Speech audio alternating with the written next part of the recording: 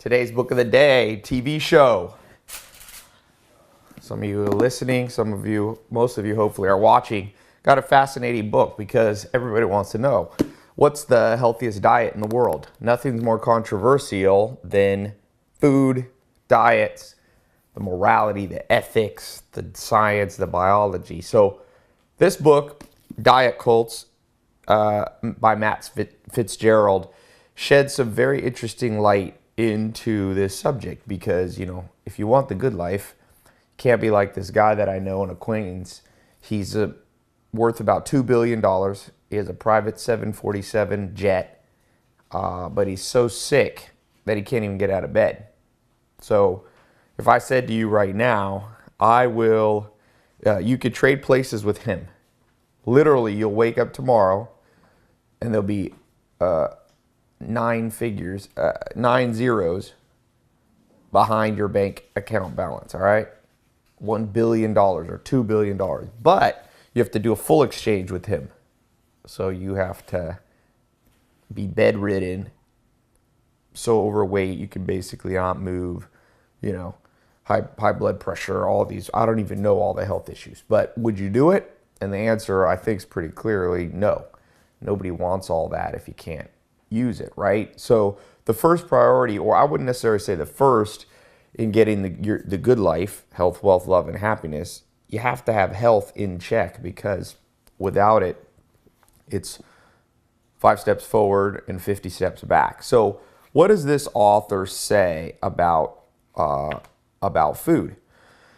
Now, obviously we only have a little bit of time together here. This is a book I'm offering this as the book of the day deal, by the way. So there should be a link at some point right on this video or below this video. And you can buy this book now directly from me. I've got it deals with the publishers now. You get it at about the same price or even cheaper than you're going to get online or at a bookstore. Plus, I'm going to throw in about $100 worth of free bonuses. So don't just buy the book anywhere because you don't get the $100 worth of free bonuses. I'll tell you what those are later, but they're cool. Okay. So here's what he says. Let's just jump right into this. He says, in his opinion, at this point, he's kind of going through the history of us humans. He says, our species emerged as the master omnivore of planet Earth, capable of extremely diverse eating, but also dependent on dietary diversity, both physically and psychologically. We are not koala bears that can blithely thrive on eucalyptus leaves alone. So I'm sure you're coming to this with some opinions on food, right? But he's just starting with facts. He's saying that it is a fact that for much of history, your great-great-great-great-great-great-grandparents were omnivores, right? So you might be a vegan watching this, vegetarian, pescatarian, paleo, fruitarian, Atkins diet, macrobiotic, blah, blah, blah. But you have to admit, at some point, the diet of humans was clearly very wide-ranging. I was just on Joel Salatin's farm, the famous farmer, my first apprentice. He was in the movie Food Inc. If you haven't seen that, he's the good guy. And we were out in the fields with pigs. And he keeps them, instead of in a big confinement, cement factory farm, he keeps them out in the woods where pigs are naturally acclimated to. And so these pigs are walking around, and of course he gives them some feed, some corn and grain, but you could see these pigs are eating, acorns and this and that, and they're eating grubs in the earth, and they're pretty much they eat grass. There was one eating some grass right in front of me.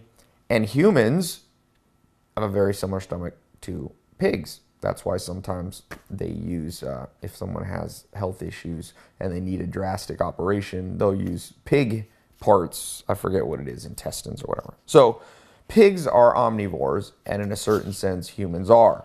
Now, you might argue, but is that the best diet? Well, we're going to get into that in this book. So he goes on talking about why he called this book Diet Cults. He says, I believe, and by the way, this is how I keep my notes. People often ask. I'm pretty old school. I just kind of have circles and draw. Let's see if we can zoom in on that if you're wondering. If it's a special, especially important, poignant part, I'll circle it and write a word next to it. I'm not crazy about writing notes I make sure the notes serve me, that I don't serve the notes. So anyway, so he says he called this book Diet Cult because he believes cult is the best way to identify a way of eating that is morally based, identity forming, community building, and viewed by its followers as superior to all other ways of eating. So he gives the example of Judaism. And Judaism had various laws. If you've read the Old Testament of the Bible, you will see that it talks a lot about, specific ways, the morality of eating. And so in this book, he's defining it once again. So whenever you meet somebody who's talking to you about diet, begin to listen to what they say. Is it starting to move into the realm of morality? Do you see them forming their identity? You see that in health. People are CrossFit, or people are bodybuilders, or people are marathon runners, or bikers, or whatever. So you see that they form their identity from what they eat. If they're vegan, vegetarian, paleo, are they community building? Meaning this is their little tribe that they hang out with. And do they view it as superior to all other ways of eating? And I would say you and I probably easily have fallen into that category of being in a cult. Now, he's not necessarily saying being in a diet cult is something wrong, evil. It's just his definition. It certainly has character similarities. So what is the best diet? So he starts going in and just talking about the types of eaters in the world.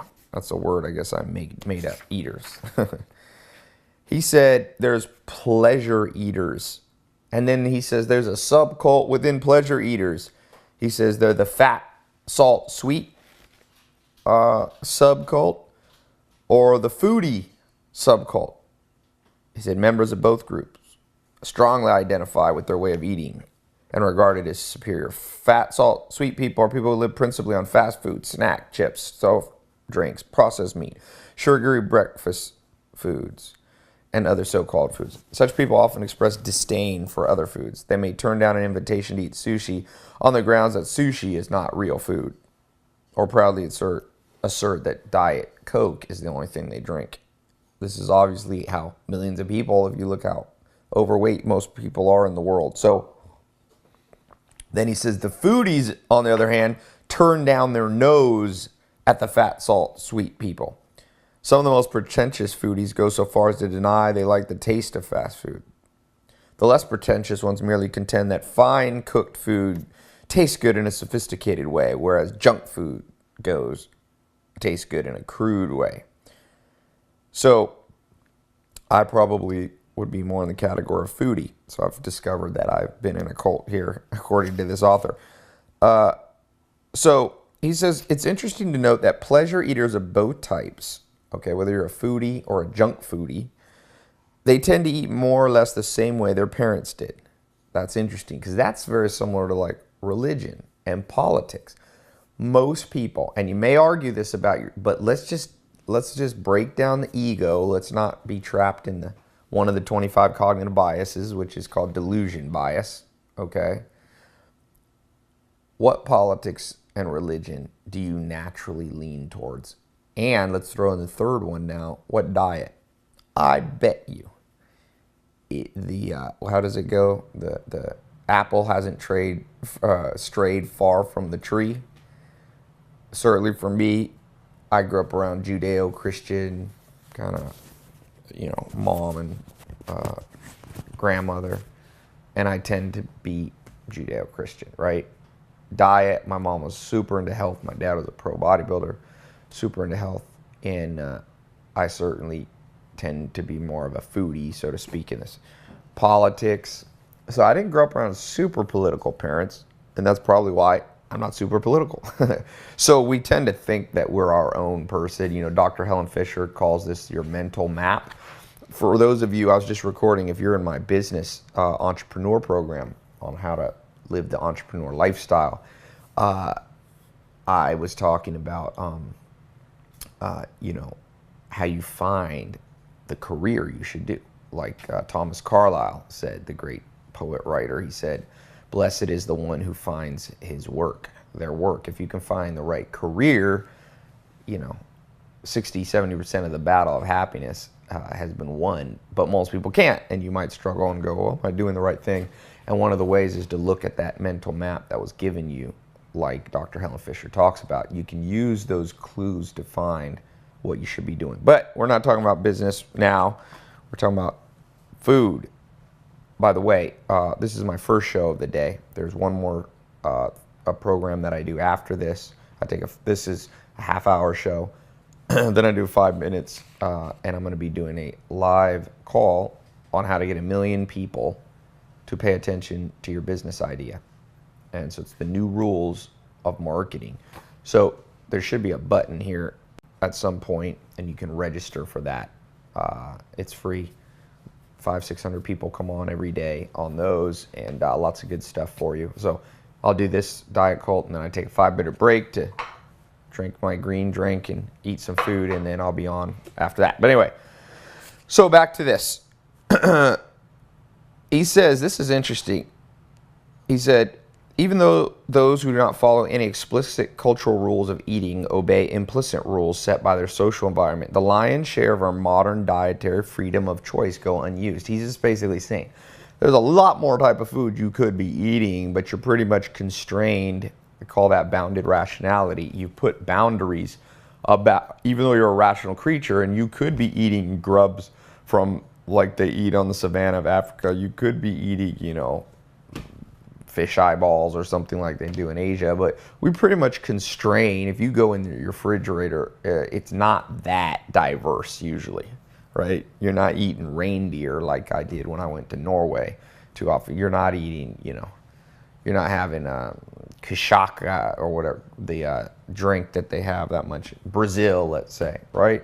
We're still pretty much constrained. You're not eating whale blubber like Eskimos. So it's important to understand that, because a lot of us think, no, we're not in a diet cult. We're completely following our own free choice. But is that really true? Because just do the math.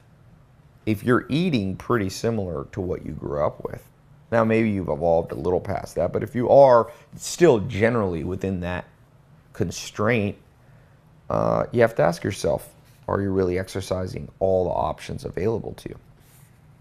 So he says, now there's a new cult, a cult of healthy eating has sprung up in counterpoint to the cult of pleasure eating. New rules for healthy eating. Of course, rules for healthy eating have existed as long as any rules for eating have ever been on the planet. But the cult of healthy eating is something relatively new.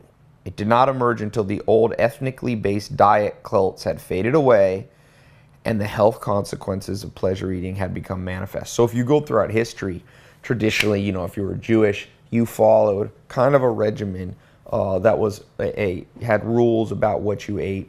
Many different groups. Native Americans had taboo foods. We came through a time, though, in the modern times, let's say the last 5 or 10 decades, the last 100 years or so, traditional diets have faded away. Corporations have found new ways to create new types of food unheard of. When my grandma, who's still alive, she's 96, she's born in 1918, she tells me what she said. She never even went to a restaurant, you know, for the first 30 years of her life. Hard for you and I to realize restaurants are new. Joel Salatin, if you haven't gotten the book, I did a book of the day deal. You can still pick up the book on my site. It's called Folks, This Ain't Normal. Joel Salatin talks about grocery stores are only things that really started being prevalent after the 1940s, 50s, and 60s. Okay, there was maybe a general store, but people were growing and cooking their own food. So because of that, when the corporations came in at some point in the grocery stores, they began to make really good tasting food like sodas and potato chips by adding. If you haven't read the book I recommend on my book list, it's called Salt, Sugar, Fat by the Pulitzer Prize winning author. And he basically says, you know, these corporations are extremely good at making food almost impossible to resist. Like that Pringles commercial, you know, where it's like, you can't put it down. Or I challenge you to only eat one. You can't eat one because they add additives. They do things, scientific thing called increased mouth, they call it, I think, mouth feel, and all these sugar saturation points that they know how to reach. So what he's saying is, once the corporations came in, they were able to give us such enticing food that they turned us into pleasure eaters. You see that a lot. Look what people ate in 60s, 70s, 80s. You know, you had people eating Twinkies and Wheaties and Fruit Loops and all this kind of processed stuff.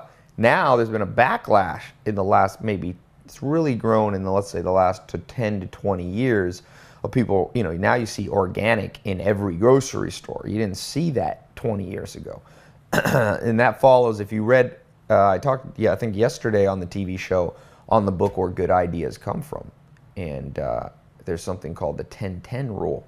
It takes about 10 years for new technologies, new ideas to be developed, and 10 years for them to reach mass adoption. So you see that. Took 10, 20 years for this new thing, which is he calls healthy eating. So he says the recruiting programs of the health diet cults consist almost entirely of efforts to convince you that their diet is the one true way to eat for maximum physical health. He said, so vegetarians, for example, say that their way, vegetarianism, is the healthiest way because science has proven that animal foods can cause heart disease and other health problems. But meanwhile, low-carb diet advocates say their way is the healthiest way to eat because carbohydrates are scientifically proven to cause obesity and diabetes. Not to be outdone, proponents of the paleo diet say that, according to evolutionary logic, all foods that enter the human diet after our days as hunter-gatherers, including grains, dairy, and legumes, are bad for us. Now, we're going to get to the crux of this. Make sure, by the way, hopefully you've noticed my nice napkin, which I use as my, I don't know why this is my, I never have very nice bookmarks, but we're going to get to the crux to this, and I want you to pick up this book. I got a link right under here. It's not very expensive. This is the hardback version, but I think we're selling a softback version, so you don't have to, there's no reason really to have a hardback all the time, but get this book, double down on yourself. You live in a world where you're bombarded by people wanting you to make them rich, invest in them. The first rule of financial independence and wealth creation is invest in the right place, at the right time, with the right amount. What's the right place to invest first? In yourself, in your brain. When you listen to music, you're making Justin Bieber and Rihanna and whatever, Tim McGraw, you're making them rich. When you watch sports, you're making the networks rich, and they pass that money right down to the sports teams and the pro athletes. The baseball player who just signed a $300 million contract, a third of $1 billion, you made him rich. When you go shopping this holiday season, and you think you're buying gifts for somebody, you are buying gifts for them, but they probably won't use them that much if you buy toys for kids and this kind of stuff. But what you did do is make toy companies rich, like that 16 or 17-year-old kid now who has a $10 million a year toy company. There's nothing wrong with any of those things in and of themselves if they're done to the right amount. You should put the majority of money back into yourself, your family, your loved ones. Books are the best way to do that for the lowest amount of money, okay? Get this one. Everybody talks about what to eat. You're going to be in the know. You're going to not be swept aside by one person's opinion. You're going to actually know what you're talking about. So he says, Matt Fitzgerald says, now science had really proven conclusively that there was only one clearly defined healthiest way to eat, or that a particular diet was indisputably the healthiest, then the competitive marketplace of healthy diet cults we are surrounded by would not exist. He's saying nobody would be able to argue that vegetarianism is better than veganism, or is better than paleo, or is better than macrobiotic, or raw foods. But science has not yet identified the healthiest way to eat. In fact, it has come as close to possible, because you can't prove a negative, to confirming that there is no such thing as the healthiest diet. To the contrary, science has established quite definitively that humans are able to thrive equally well on a variety of diets. Adaptability is the hallmark of man as eater. For us, many diets are good, while none is perfect. Marianne Nessel, one of the most prominent nutrition scientists of her generation, wrote, "The range of healthy nutrient intake is broad, and foods from the earth, tree, or animal can be combined in a seemingly infinite number of ways to create diets that meet health goals." Now, don't be confused. This is not to say that some foods are not healthier than others. Clearly, all the science confirms eating a Big Mac or a Twinkie is not as good for you as eating a carrot. No one would argue. Which, by the way, this book doesn't necessarily talk about, but one thing I've done personally on this journey to try to figure this out for myself is I've read every book.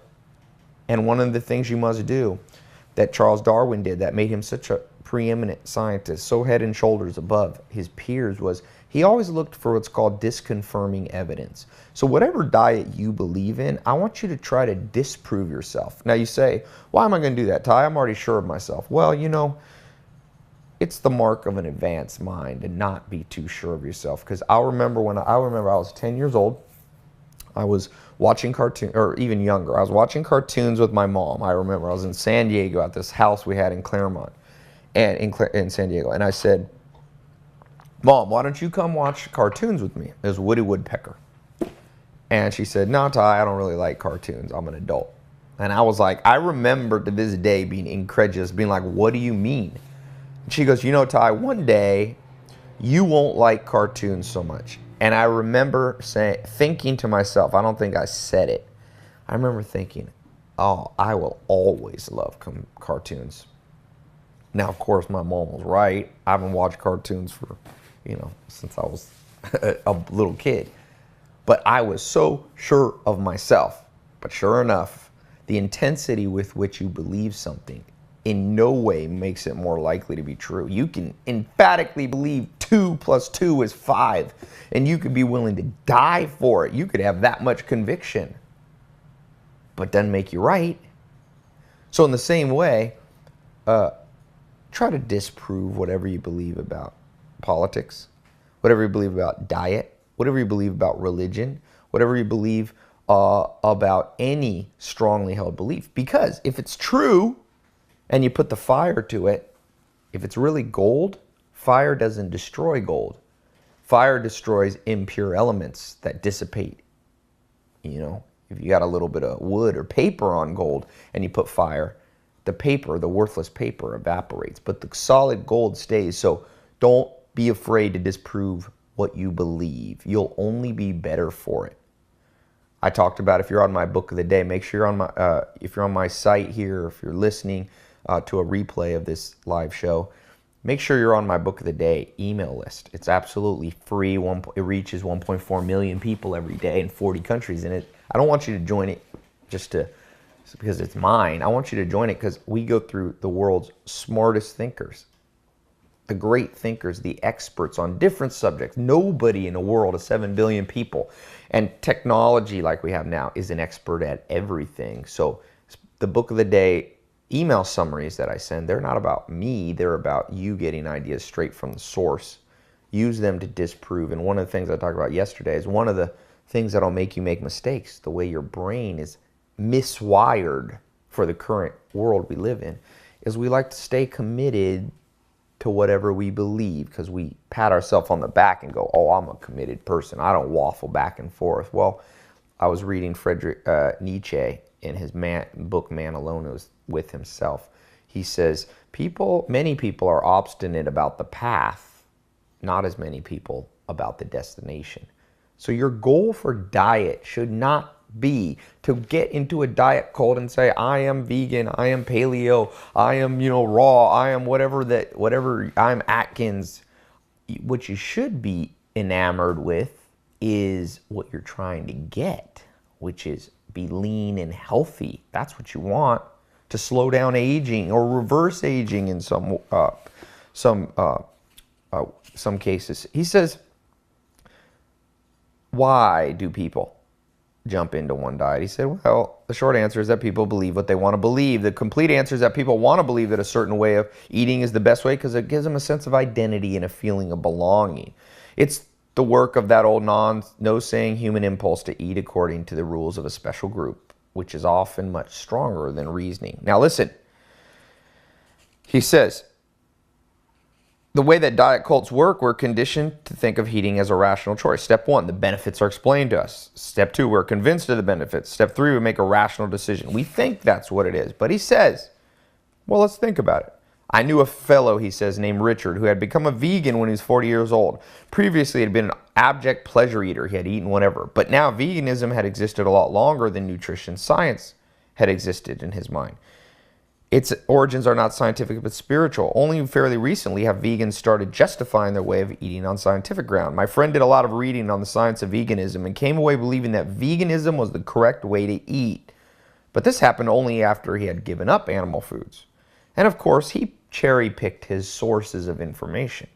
He ignored experts like Walter Willett at the Harvard School of Public Health, and he went straight to gurus like Caldwell Esselstyn, a man who could never even get a job at the Harvard School of Public Health.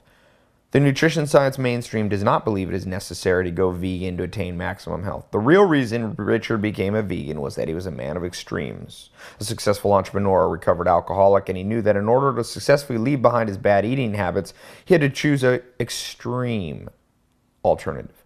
The extremism of veganism appealed to his personality. Now, let me just say here, before I get too much angry comments, this book is not an attack on any diet. He's not saying veganism is good or bad. There is no good or bad. There's a wide variety of foods we should eat, and there are some foods for sure we shouldn't eat. If you look at a book Weston Price wrote in the early 1900s, where he traveled around the world to the healthiest people who lived the longest, okay, before they got the modern diet. You see, we do know scientifically, processed foods are pretty universally unhealthy for you. There's some exceptions, because cooking is processing food, but modern Cheetos and 1,000-ingredient pieces of food you eat. But when Weston Price traveled around the world, he was very surprised. He found no vegans or vegetarians. Now, again, I'm not attacking that. I am not an expert on what diet, but I'm just telling you what he found. And he found that, people that lived to past 100 years old in Italy ate diets high in fats and, beans and this. And people in the Caucasus Mountains in the Ukraine and Russia were living past 100 very healthy, and they were eating dairy and yogurt. And the Hunzas in India were eating goat meat and goat cheese and glaciated water they were drinking. And Eskimos were eating blubber. You see, it's harder to find a universal law. I think there are universal laws. Read wide, be eclectic in what you read, and ask and you will receive. Seek and you will find. Knock and the door will be open to you. Look deeper into diets. Try to disprove yourself. I think when I read all the different books that I've read on diet, there's some universals. They all agree you should eat a lot of vegetables. Whether you're paleo, Arnold Schwarzenegger bodybuilder, or vegan or vegetarian. So I believe that all science and all cults would agree you need a lot of vegetables. You need things like water. Keep minimum, processed foods and sugar. We know this. Beyond that, there's a lot up for grabs, okay? You look for the answers. Now, some of you are in the health industry. That's what you do for a living. Some of you are entrepreneurs. Some of you are here on it's a weekend. You have off from work. You're happy, but you're dreading tomorrow because it's Monday. Well, stay tuned, because after this, and by the way, there should be a link now. You can get this book on my site. If you happen to miss the button, go there. You'll see a link to the book, just tylopez.com, the book deal. You can get this book deal plus my bonuses. I'm giving you 7 bonuses on how to read faster. I recorded a smart reading technique. I've got my own notes on the book so you can read this faster, give you summaries, plus we'll ship a new copy of this directly to you pretty much wherever you live in the world. There's a few countries you can't ship to, but not many. So what I was saying about, you're here on the weekend, maybe Monday's coming up, right after this is over, and there should be a button right now for you to register free for a private seminar. This is my public TV show. It's available to everybody. But now, for those of you highly interested, how can you live the entrepreneur lifestyle? That's the dream that they say about 90% of people in the world at some point wish they had, but about 5, maybe 10% of the world ever tastes. If you want a taste of that, maybe you're already an entrepreneur, but you're not prosperous enough. You got to get to prosperity and wealth and impact. You got to have enough net profit. If you're working for somebody else, if you're working for the man, check out in 5 minutes where I'm talking about how to get 1 million people to pay attention to your business idea, because you're going to have to know how to market. It's one of the 4 P's of business: product, pricing, promotions.